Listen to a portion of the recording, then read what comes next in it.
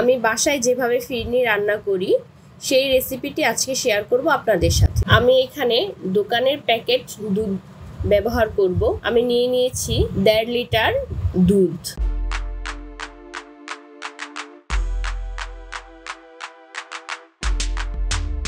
একটা পাত্রে দুধগুলোকে ভালোভাবে জাল করে নিব। দুধগুলোকে এমনভাবে জাল করব যাতে 1 লিটার পরিমাণ হয়।